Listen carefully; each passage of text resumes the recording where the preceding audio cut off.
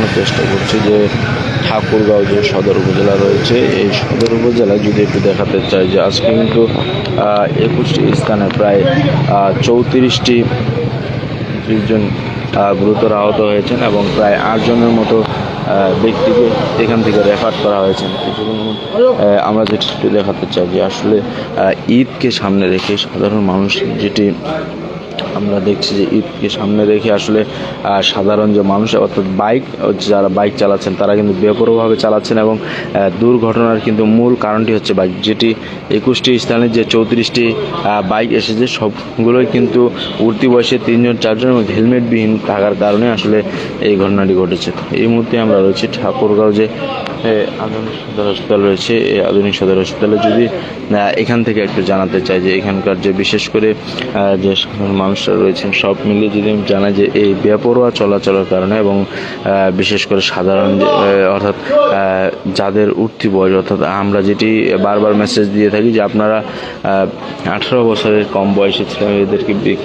Bike দেন না। কিছুক্ষণ আগে যে ঘটনাটি ঘটেছে ঠাকুরগাঁও যে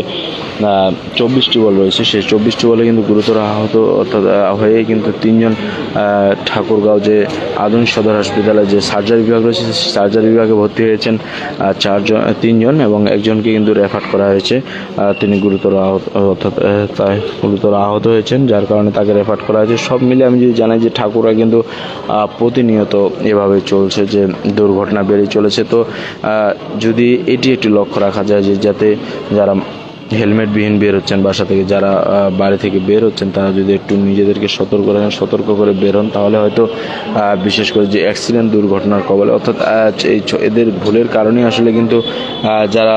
যেসব ব্যক্তিরা যেভাবে গাড়ি চালাচ্ছেন তাদের কিন্তু ক্ষতির মুখে তারা শিকার হচ্ছেন। তো সব মিলিয়ে আমি যদি বলি যে যত দিন বাড়ছে, যত সময় গড়াচ্ছে, তত কিন্তু রোগীর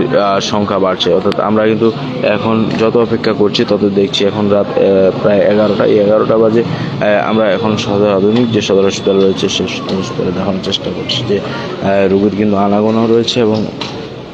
বিশেষ করে যে বহির্বিভাগ অর্থাৎ সার্জারি বিভাগের সামনে এখানে কিন্তু সাধারণ মানুষের যে ভিড়টি এবং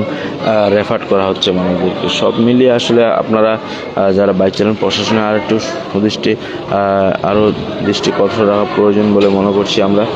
সব মিলিয়ে আমি জানি যে ঠাকুরগাঁও যে আধুনিক সদর হাসপাতাল রয়েছে, আধুনিক সদর হাসপাতাল থেকে যারা এখন পর্যন্ত ভর্তি রয়েছেন তারা কিন্তু